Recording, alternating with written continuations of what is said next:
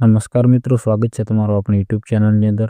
મિત્રો, તમે આ ચેનલની અંદર નવા આવ્યા હોવ તો ચેનલને સબસ્ક્રાઇબ કરી દેજો અને વિડીયોને લાઇક કરી દેજો. મિત્રો, કીર્તિ પટેલ અને પ્રકાશ ખત્રી વચ્ચેનું કોલ રેકોર્ડિંગ વાયરલ થયું, જેમાં કીર્તિ પટેલ એવું કહે છે પ્રકાશ ખત્રીને કે સચિનની ઇજ્જત ગઈ અને તેના પપ્પા એક્સપાયર થઈ ગયા. હવે એની ઇજ્જત ગઈ તો ઇજ્જત ગઈ તેનું શું થાય?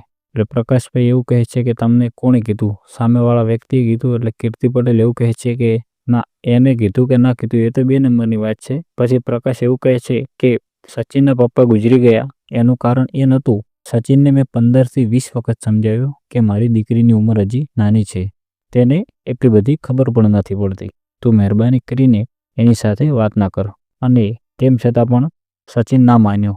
સચિનના મામાએ 7થી 8 વખત મને કહ્યું કે હવે નહીં કરે, હવે વાત નહીં કરે. તો પણ એ કાળા કાચવાળી ગાડી લઈને હિંમતનગર આવ્યો.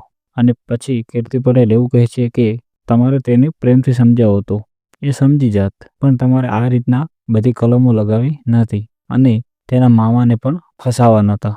તમારે આવું બધું નહોતું કરવું. તો મિત્રો, તમે હવે આગળની ક્લિપ જોઈ લો, તેમાં બધું જ કોલ રેકોર્ડિંગ છે. હેલો. હાલો. હા, બોલો બોલો. એટલે શું કરવાનું છે હવે? હે, હા. શું કરવાનું છે? શું? એક્સપોઝ કરવાનું છે. વ્યક્તિ નિર્દોષ હતો એમ. હાલો. એ વ્યક્તિ નિર્દોષ હતો એમ એક્સપોઝ કરવાનું છે એમ. અચ્છા. તમને ખબર 6 મહિના પહેલા, 6 મહિના થઈ ગયા ને હવે શેના? ચુકાદો આવ્યો એના. હા.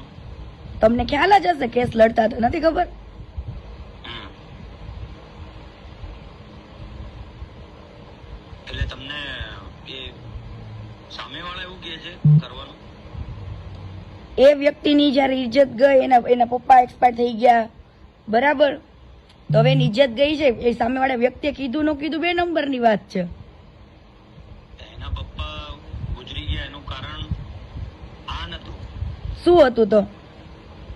એ છોકરો, આપણે એને 15થી 20 વખત સમજાવ્યો હતો કે ભાઈ મારી દીકરીની ઉંમર નાની છે, એને ખબર નથી પડતી, તો તું મહેરબાની કરી અને તું એની સાથે વાત ના કર. એમ નહીં, આ તો બધું નોર્મલ છે. કદાચ